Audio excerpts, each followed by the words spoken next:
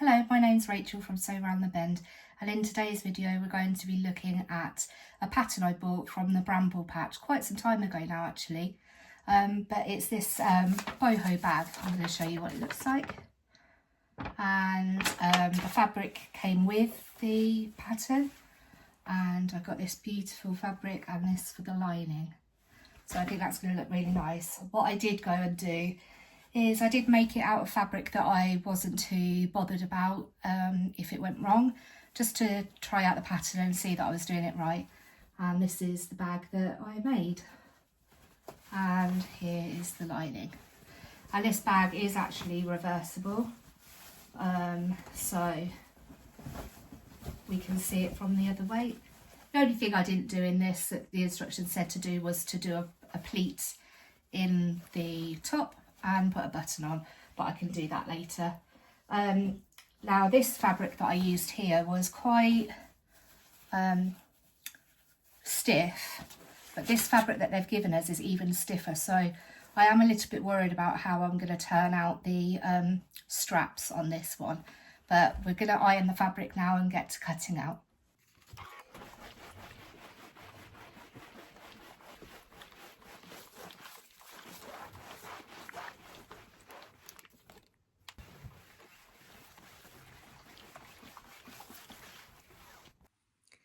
Now that I've cut the pattern pieces out, I'm just going to give them a quick iron again, and then I'm going to see what the first step of the instructions tells us to do. Now, I've spoken to the Bramble Patch, who were the creators of this pattern, and they've said that I can share the sewing of this, but I'm not to share the pattern or any measurements, so apologies if that's what you're looking for, but I can link the Bramble Patch down below and the particular pattern that I bought, so if you'd like to check it out, please do so following the link in the description. First thing I need to do is pin and stitch some darts, so that's fairly easy. I'm going to do this first one here.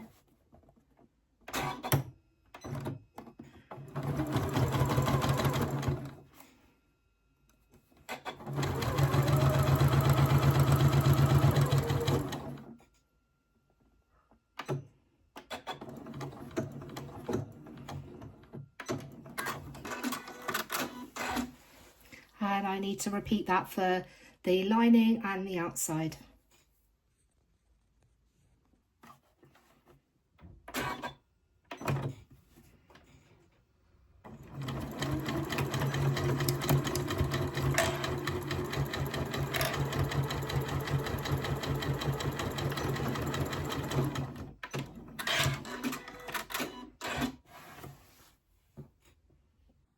I'm just about to start sewing this bag together, but there was one thing I just wanted to point out.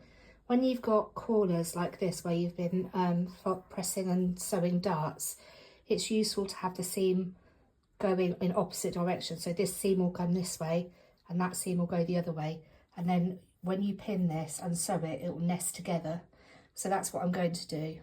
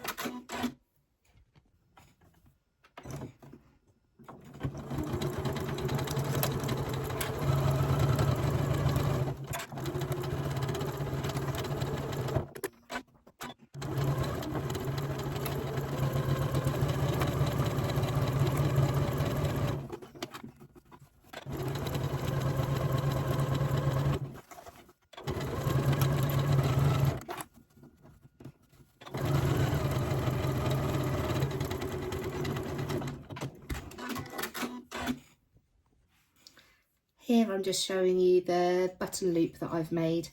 I think this is the smallest one I've ever done. It's, yeah, very tiny and took a bit of doing, but I'm really pleased with it. Now I've pinned the bag together, lining and the outer, and I just need to sew where my pins are and then turn it inside out.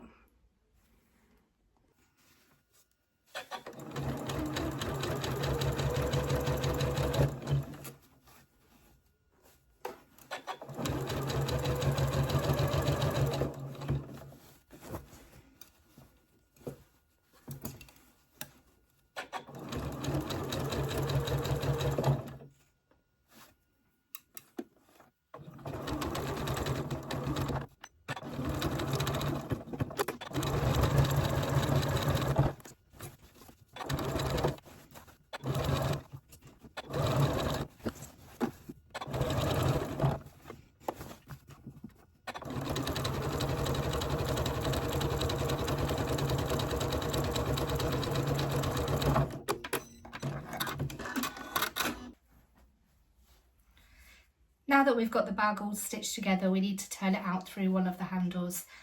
When I made this bag before out of fabric I wasn't too bothered about losing, I found this bit the hardest part, but take your time and it can be possible. So yes, turn it through the handle and then I'll meet you back.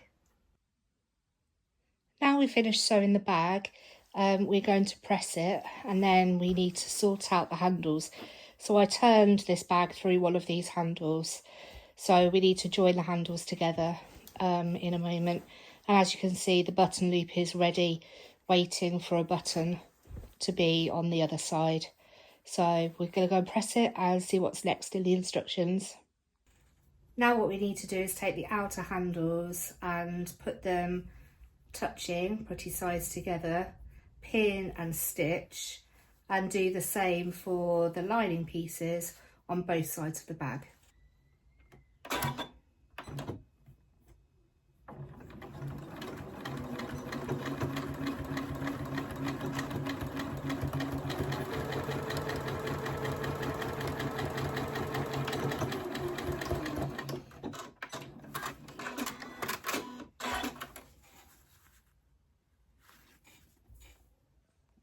Now I've pressed those seams open, I need to take the remaining part of the handle that's not been sewn and I need to fold this under 1/4 of an inch, both lining and outer fabric, pin and sew along there, and I'm going to sew all along the outside of the bag round to the front and the same on the other side.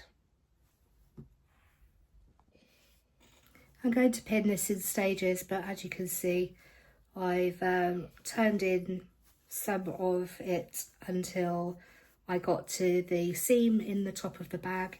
So I'm going to go ahead and sew that and then pin the next section and work around in sections.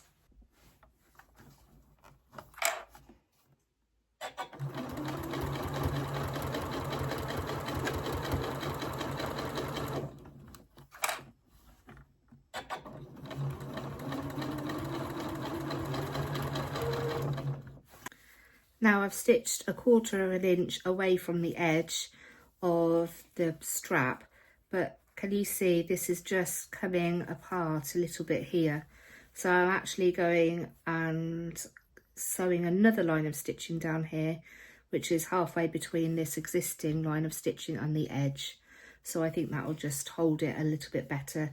Because the edges of this bag material are fraying, I think it will just give it a bit more safety so that the pieces don't fray. As I say, that's not in the instructions, but that's what the extra step that I'm taking there. As you can see, there are 2 lines of stitching there, but it's really not that visible, so I'm not too bothered about having an extra line of stitches there. And I mean, not many people are going to look at the lining of my bag, so I think that was a good extra step to take. So I've now finished the bag. I've sewn the handles all around, and I've done 2 rows of stitching. Now the pattern does say to put a pleat in the front, sort of like this, so that your button loop comes over, but I don't think I'm going to do that because I think I prefer it like that, because if you put the pleat in one side, then the handles don't line up. So what I've gone ahead and done is I've covered a button, and I think this is going to be the right size. So I'm just going to sew the button onto the other side and then show you what it looks like. So now we have the finished bag. I've sewn the button on and given it a press, and yeah, I'm really pleased with it. I'll show you up close. Here's how the button has worked, and then just take the loop off to open the bag. And this is a reversible bag, but I like the outside fabric best, so I'm going to leave it like that. So yeah, this is the finished bag. If you want to make this, I will leave the link for the shop down below and a link to this actual bag pattern. Okay, until next time, happy sewing.